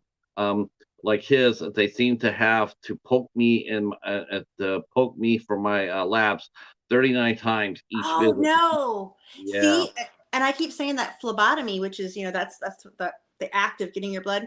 yeah. Phlebotomy is a lost art. It really is. Like It really, yes. we need to pay our phlebotomists more, and we need better more phlebotomists in this world. And that's kind of my soapbox that I've been on for the past like 2 or 3 years now, because like I actually, part of my training, my first 6 months of training was to learn how to draw blood. So something I can do actually. But and I learned at Charity Hospital in New Orleans, like the big charity. And so if you can stick at charity, you can stick anywhere. But it's a lost art. It really is. We talk about it all the time, how it's just there aren't very many people who are very good at it, and a lot of nurses don't draw blood anymore. So yeah, that's something that's really important that I think a lot of people just don't know. So Have you had to use your skill? And have you when people do people look at your background and see you as they see you in the medical field? Do you find yourself being typecast as far as playing like a nursing role or a doctor's role or anything like that? Medical um, role? Do they tell you, hey, you can play this part really well because I get you know all the jargon? it's funny because I get a lot of commercials for hospitals, and then I have to look and see if there's a non-compete, because if there's a non-compete clause, I can't do it because I work for the competition. So yeah, it's funny because it's kind of a slippery slope. But yeah, I've kind of done some medical consulting to some of my on some of my friends' projects too. Like, does this look real? Does this look, is this something that you would actually say, kind of thing? Like I look at the terminology and like their setups, like if they're trying to portray someone who has an IV, does it look like it's really an IV? Because a lot of times you don't have the exact props, and you're obviously not going to Oh, stick I, I, somebody, you, you know. I got to see a hospital up close and personal for 2.5 years, Ooh. and so I got to watch everything. And it's really weird. It's like you go in there and you see it and you live it for 2.5 years, and you come out and then you start watching things on TV, and you just like going like, man, Like that's not how it is. Yep. oh Yep. yeah, it's like before it'd be like, oh my god, that's so cool. Oh, house is awesome. And then you come out and go like, Yeah, that guy wouldn't last like 5 minutes before he'd be before the ethics board and his ass out the door. Yep. Yep. It just wouldn't be that way. It's like Yep. you know, the procedures. Well, we're gonna just go ahead and open her up. Just why not? It's like you We know. gotta do it in Oh, the oh, elevator. yeah, Yep. yeah, we're gonna have a. Oh yeah, the ER, action packed, people running around and jumping on people. It's like ER in reality, sitting there reading highlights and and gloomy Gus and whatnot. It's all quiet and you just wait for your name to be called. You get pushed back there and then you sit there and you wait. And then everything's calm and peaceful and whatnot. If there's none of that ER, like, oh my God, it looks so exciting. It's like, yeah, that's not Yeah, a it. lot. Most ERs are not. That is true. Yeah. I think that's sort of entertaining. Hi, Andre. How are you? And John is here. John from Doomsday Crypt. Thank you for coming. Thank you for coming. Yeah, I guess I guess when that happens when you is that Steve again? Yes, this is Steve. He Steve, needs Steve cuddles. came back. Is Steve the only all black cat you have? I have he's the only short-haired black cat I have. I have Oh, a long-haired black cat too. That's okay. Honey slash Kevin is our long-haired black cat. Oh, Kevin. Okay, Kevin and Yeah. Steve. All right. Yep. Man, My dude. I'm sort of he's got the life of Riley going on Yeah. right there. Yep. Yeah. He's such a sweetheart. Are they all indoor cats? Yes. Yeah. So we're always vacuuming and cleaning litter boxes and stuff. Yes, yes. You really Uh, don't know that we have 6 cats, thank God. So so what's been the most challenging role for you so far? Do you find yourself? I mean, you've done horror a lot of horror, and but do if you got a chance to play a doctor or a nurse, is that something that you want to try to take a I shot would, at that? yeah, I would love to. Like I love one of my favorite shows ever, and I'm not caught up on it anymore. But I was a huge Grey's Anatomy fan for a long, long time.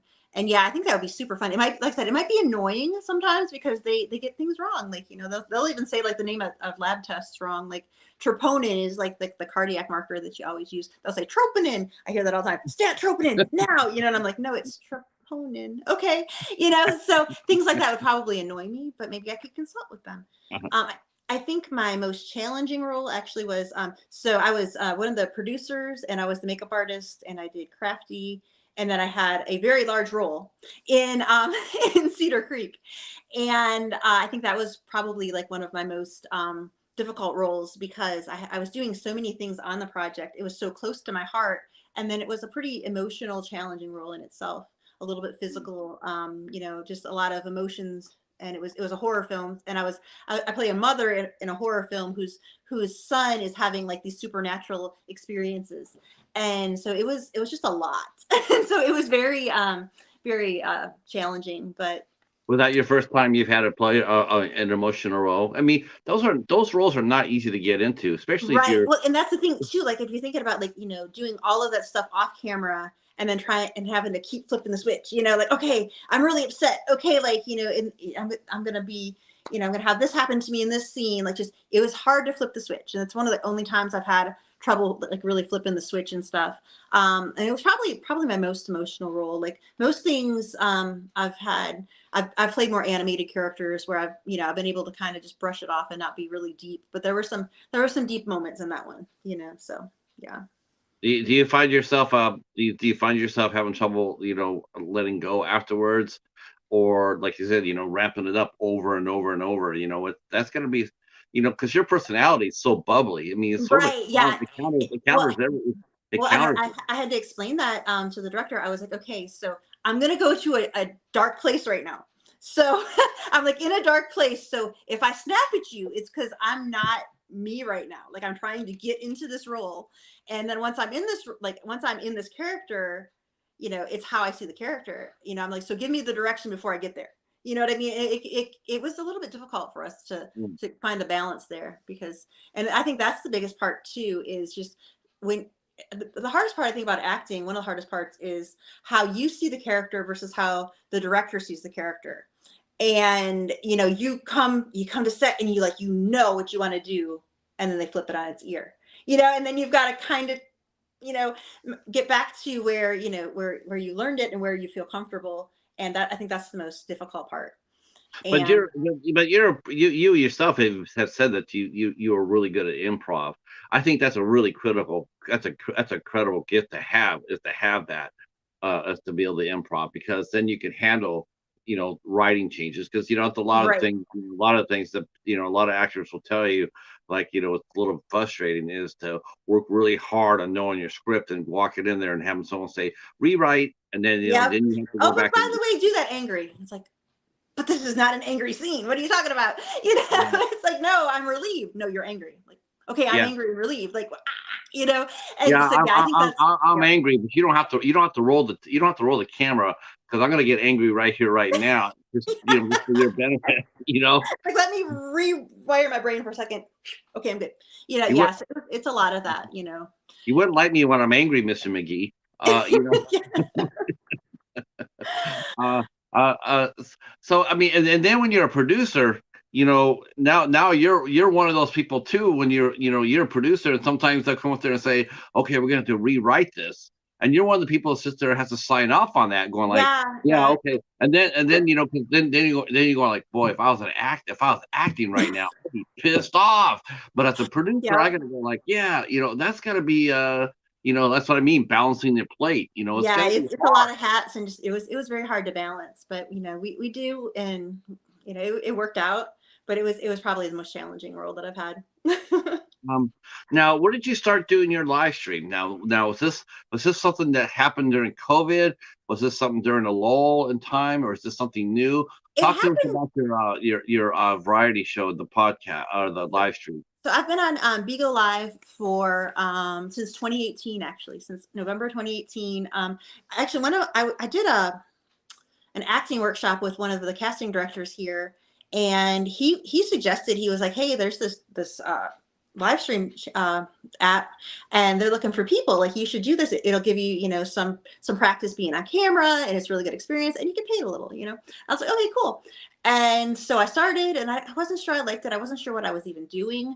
But then I made good friends, and I have people who, like, if I'm not on, they look for me, and I think that's super cool. Now, So is it then, called Beat? Is it called Beto?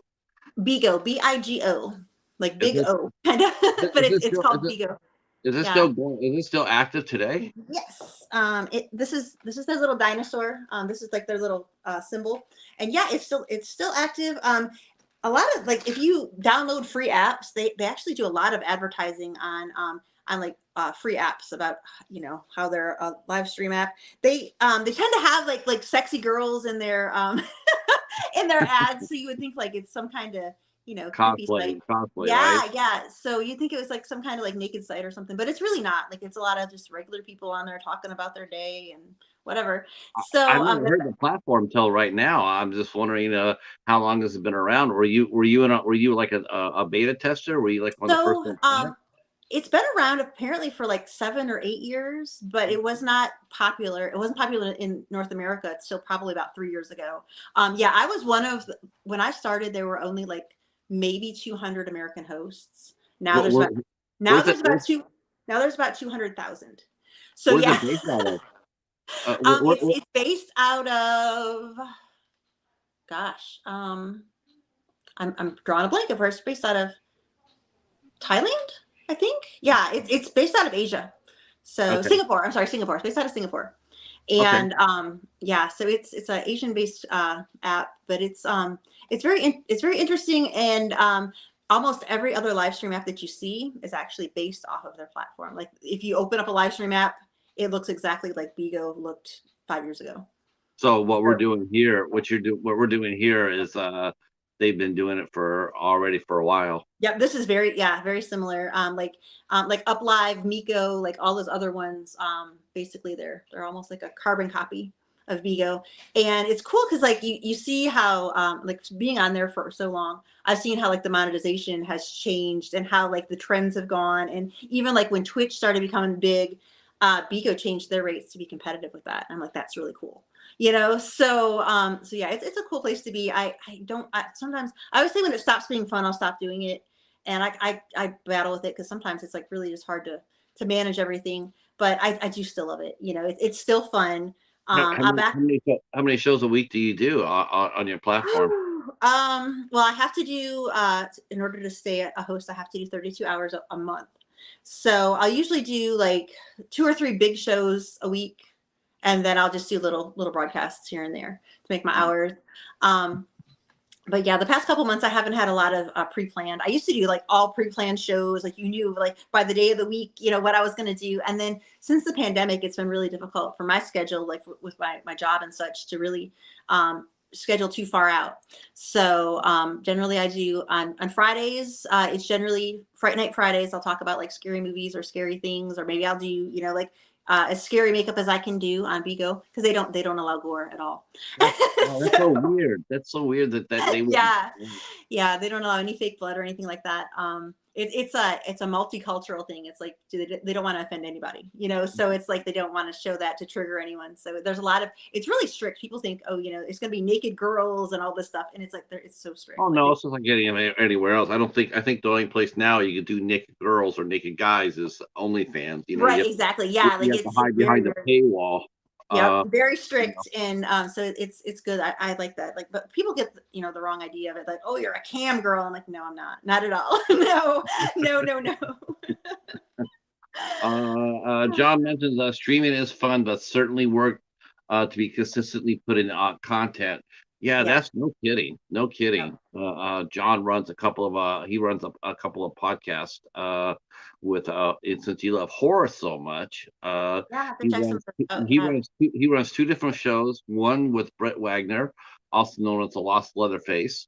So Oh, he cool. yes, and then he works with does a show with Beatrice Boppel, who played Freddy Krueger's mom in the Nightmare on Elm Street series. Oh, wow, that's awesome. Oh my God, Yeah. that's so cool. So yeah, I will give you John's information. Yeah, So definitely. if you want to have John as a guest, you should do that. And then if you want to talk all things Halloween, Hobbs Horror would be the one to talk to because he's the Yeah. king of the spectacular. Do you do guests yourself on the show? Do you have guests come on I have a few and times, and I've tried to get people, you know, to come and download the app and be on there. And a lot of people, they just find it's like too taboo. Like I said, I think because it's kind of geared toward a younger crowd. They're afraid it's going to be like something weird. So, but oh, of the people that are actually on the app themselves, like we'll figure out like if somebody's doing something cool, like we'll do like a multi chat or something to feature them, and so we kind of like interview each other. And I'm thinking about doing some acting workshops. We haven't done it yet, but like there's a few people on there who are actors, and we've talked about it. And just to keep ourselves sharp and do like some monologues and, you know, keep ourselves in check. Because a lot of classes still haven't ramped up like they used to be pre-COVID. And if you can have like, you know, a whole nationwide class, that would be super awesome. So um, I mean, yeah, I mean that would be a lot of fun. I mean, you know, to have a chance to have people act and teach, and I mean, I know a lot of acting teachers are doing it still through Zoom. I mean, you know, mhm, there's right. some that are in person, but you know, it's still it's sort of surprisingly slow. You know, because Yes. you know, I look around and it seems like everything's back running 100%, and then I'll hear that you know that it's not. It's still people are still Right. they're Yeah. still, you know, they're still doing the protocol. They're still Yeah, the doing, protocols and stuff and all the red tape and stuff. yeah. So it's understandable, but it's also like it's a lot. It's a lot to try to keep up with. And when, you know, the film industry, they run their budgets up so much anyway. They had already done that, you know, with all of the things you have to do and all of the regulations and such. And then, you know, with the COVID regulations, it's even made it even more cost prohibitive to have, you know, a decent, you know, set. So it's difficult. I think a lot of people are struggling with just the costs of everything, you know, budgeting Um, and such. yeah. The professor mentions, well, no chance I could be on that app with me and his zombie. Yeah, his zombie. Yeah, original. Yeah, I doubt. I don't know if I can bring a real life cheetah onto the show either. That might be. Oh, you know, cheetahs you could probably get away with. Wild animals they generally do okay with, but yeah, any gore like so if the cheetah scratched you, you'd have to like get off camera really quickly. Oh, Yeah, right, any right. gore Yeah. they get really upset. Yeah. So what's next for you? Well, no. Before I ask you this, real quick, what did you watch the Oscars yesterday? And what are your thoughts about the Oscars? I'm super excited for everyone. Like I think it was a very nostalgic Oscars, Data won. That was so cool. And Jamie Lee Curtis finally won her Oscar, and I just think it's amazing. But and I was excited that there was no big controversy really. I mean, besides some people are upset of who won, but I was just I super gotta admit, glad. I gotta admit, I honestly, I have the only person I had trouble winning was actually Jamie Lee Curtis. Yeah, I just feel like she came out of nowhere. And I mean, I saw the movie, I saw the part. It's okay, but it's yeah. not enough. It's not enough for a best a supporting Oscar. It's just not. I haven't seen any of the movies for Best Actress this year. I feel kind of bad, but I haven't seen any of the movies, so I can't really say. But I do love her. Like I love her from I just feel it was just a sudden surge. I mean, it was just like, yeah. okay, with all Well, the sentimental thing, and it wasn't done on merit. I mean, yeah, she got an Oscar. She's 65 years old, and yeah. it's like, what a terrible way to win. That is true. Yeah, You basically won a lie, and yeah. when I see that, it just really diminishes the Oscars for me. I mean, I find myself really caring less and less because, I think it really started for me was during the pandemic. During the pandemic, and there was only a few movies that were actually getting out to the theater, and the Right, actors that were out there, they weren't being recognized for that. A right, lot of the actors that kept the movie theaters open with really right. good performances, they were Yeah, all forgotten. And that's it's the after thing. that I just sort of just shook my head and just said, I'm becoming less and less, you know. Yeah. Um, of course, and then here's some core questions for you. So John, John says that he will be kicked off the platform in 5 minutes, the first 5 minutes. Yeah, because John's got some kick-ass masks and stuff. That's super cool. Definitely. Well, you know what? No, no, John, I don't think you'd be kicked off. No, because you wouldn't be wearing the mask. You could be showing them, so that'd be Maybe you could movie show them. pop. Yeah, Oh yep. yeah, yeah, you'd be One of my fine. friends has a collection of horror, the little figures, and I've shown Right, them because I used to right. actually I used to make little skits with them. Like I'd make them do funny things, and like they had like little drama, like Barbie dolls. Like I would use his horror figures as Barbie dolls, and I never got in trouble for that. So Let's see, but the professor asks a question for you. He says, "Who's your favorite final girl?" my favorite final girl. Yeah. See, it would have been, and probably this is kind of lame, but it would have actually been Sydney Prescott, except like I don't like the more recent films. I have not seen the new Scream film. I need to. We're actually so my daughter. I've got my daughter. She's actually 12, but I've gotten her into Scream. She's seen everyone but the most recent one. But her grades were all due, like her all of her coursework because she does online school. All of her coursework was due this weekend, so we didn't get to go see the new Scream. We're going to see that hopefully tomorrow, actually. Okay. But so yeah, so I loved Scream when it came out, and between wow. Well, no, it's really difficult, but I would say probably Sydney Prescott is my favorite because she's consistent. I don't, and I'm not even sure she's in Scream 6 now. That's No, no. she's not right. Yeah. My thought, I was thinking, like, okay, here's what I thought about Scream 6. So here I am, and I'm going like, okay, one Stu's deader than door. He's deader than dead meat. But I thought Sydney would come back in Scream 6. She'll be either at the very last. She'll either be at the last scene or she'll be in the mid credits. So I go to my buddy. He does all these tons of thoughts and theories. Hmm. So I go over there. I say, all right. So here's my theory. Sydney's going to come back in Scream 6. So I go over there and I write to him. I says, so does Sydney pop up?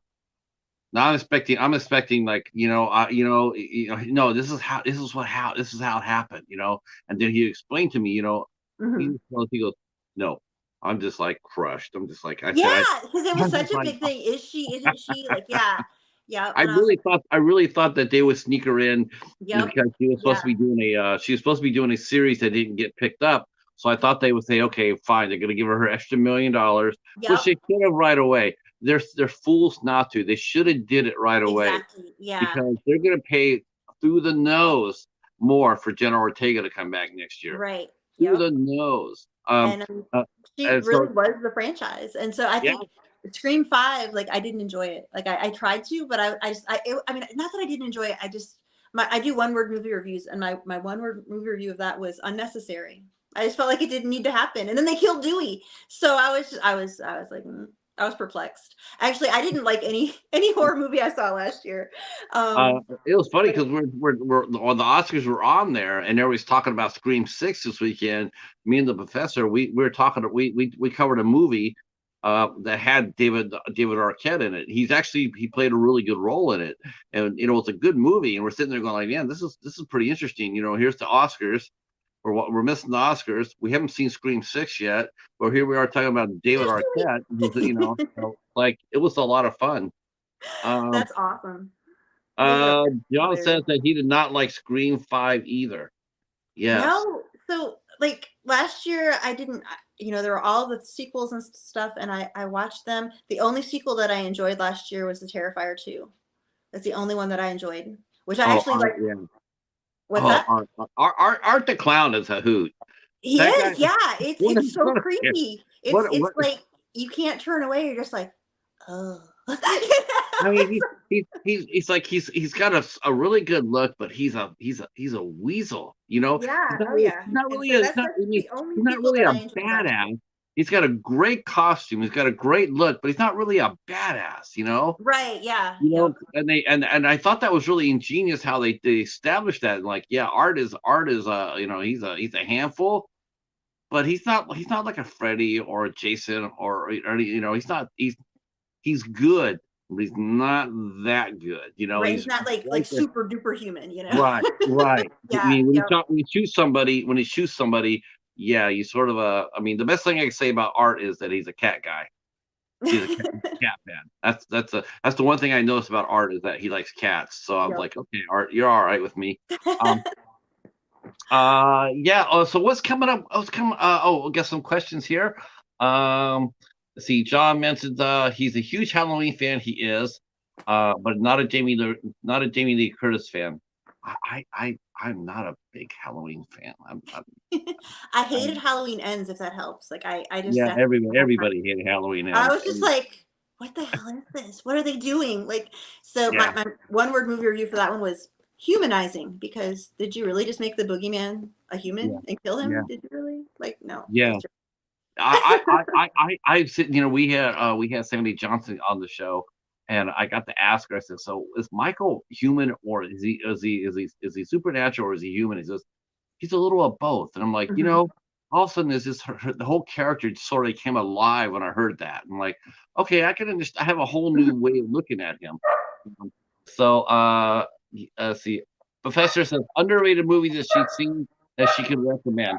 Yes, I tell you what. How about this one? How about this one, Professor? Which of your movies would you tell us to watch first if we're gonna go watch your films, your I body of work? think the most fun movie it's called The Light. It's only 12 minutes long. It's on Amazon Prime, and it's how you know you found the right one is it's produced and written by Sadie Aber, my good friend, Okay. and it's fun. I play an alien, and I also play another character. I play two characters in it. Like I said, it's 12 minutes long. It'll make you think. So it's just and it's also filmed partly at my hospital. So I'm really excited about it. Um, I got a vibe off that when I saw that name on because I put that down as one of the two movies that you were in. I put Coldwell Springs down, mhm. and I put The Light down. Yep. And I did that on my own. We I didn't ask you. Yeah, I didn't ask you. We didn't work that out or anything. It was not scripted or anything. the light But was really fun, and it's one. If I had my other favorite one is Charmed Life of Fig Duffine, but it's not readily available right now. But yeah, that one's on. The light is on Amazon Prime, and it's super fun. So yeah, that'd be the one that I would recommend. Cornbread Cosa Nostra is fun. You like I said, you'll only see me for about 30 seconds. But I do interact with Peyton Witch, so that's kind of cool. let's see. The professor wants to know underrated movie that she's seen that she could recommend. That's a good question, Professor. What movie? What's a guilty pleasure for you, or a movie that you champion that nobody else knows about that we should know about? Oh man. You know what? This is going to be really weird, and probably none of y'all have seen it. But one of my favorite movies is it's an old Shirley MacLaine movie called "What a Way to Go." Y'all have to see that movie. It's weird, it's goofy, but they must have had just like what I think it is. I think it's a I can't remember what I think it's an MGM movie. I think that the movie studio must have had a bunch of money for like costumes or something that they needed to spend, because the costumes and the lighting and everything in that movie are impeccable. It's got, and it must have been like people's contracts, like they had to make a film because it's got, oh my god, it's got Shirley MacLaine, it's got Dick Van Dyke, it's got all these like A-list people from back in the day, and they sing, they dance, they do all of this stuff, and no one's heard of the Right. movie except for me, I think. But and it's from, I think, like 1962 or something. But Oh my God. it's just great. Like I always like if I catch that movie on somewhere, Daisy, it's not your turn, baby. If I catch that movie on somewhere, I always watch it because it's just so cool. Yeah, that seems to be a lot of fun. Yeah. What a way to go! I think I probably have heard of that movie growing up. I have not seen it, but it looks like a lot of fun. Let's see, Doomsday, our good friend John. There are some good horror. There are some good horror movies. A lot of good ones that went under the radar. Terrifier 2 is best. Halloween Ends and Scream 5 were not. Were tough pills to swallow, especially Ends. That was painful. Yeah, yeah. Yeah. Um, Halloween Ends was just not good. are you a big fan of Hereditary? So I did not really care for Hereditary. You know what I loved though? I loved Malignant. A lot of people have not seen Malignant.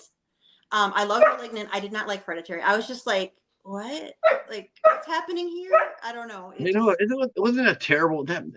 And honest to God, speaking as a working actress such as yourself, did she not overact or what in that movie? right. She was like I love Tony she was like Collette, Al but I was just Pacino. like, She was like settle a down. female Al Pacino. I was like, settle down. She really was. She was chewing up the scenery. Oh my God, no doubt. Tell us, Steve. Uh, yeah. Excuse me. Okay. I'm going. Oh, okay. Oh, thanks so much, Professor. I tell you what, though, our time is up, but you know what? I'm gonna have you come back. Okay, Because I've actually, I love this. This is a lot of fun, and I'll give you John's information and Bob's information in case you want to yeah. entertain them on your show. I'm sure that they would be more than happy to come up there to hang out with you. If you do guest, I think you do. I think you said Yeah, you do. that'd be super fun. I will put all of Katie's information down below in the description box, including her Beto, or was it Beto or Beto? Bigo, Bigo. Beagle, Bigo. So Beagle. I'm gonna put her link down below, and so if anybody wants to go over and say hi, just tell her that the cheetah sent you. And yeah, what a fun show. Tomorrow night we will be talking to actress Susan Kate Chambers, and she'll be here tomorrow night at 8 o'clock. I did Women in Horror Month, right? I did Women in Horror Month. I booked it. I booked Women in Horror Month. I got all these great actresses, and then I got Susan. And oh my God, Katie, I feel like I booked a Shakespearean actor into my madness. She's really polished. She's just really. I'm just like, man, I hope the hell I didn't misfire on this one, because she's super elegant, and she's like, really just. I'm like, oh, but I'm sure she's gonna be amazing. That's the thing. I know she's gonna be amazing. I just hope I'm gonna have to be on my toes. Um, Hey. so yes, yes. A great guest. Thank you so much, John. I appreciate that. I want to thank the chat so much for coming out and hanging out. We will be back tomorrow night at 8 o'clock with Susan. Susan tomorrow. That should be a lot of fun. It will be. I Thank you all for guarantee it. having me. I super appreciate it. And yeah, I would love to come back sometime. Oh yes, for sure. And when you do, bring a box of Pop Tarts. We'll put it behind you as a prop. Yes, Then that's great. we'll send it to John. Yeah. Homage. Thank you again. Stay right where you're at. Real quick, Katie, I'm going to tell the chat good night. Thank you so much for you guys for showing up and supporting this interview. I really do appreciate it. Hit the like button if you're new to the channel. Hit the sub button. That helps the channel. Leave a comment. That even helps the channel even more. All right, we will see you tomorrow. Thanks again. Talk to you soon. Peace.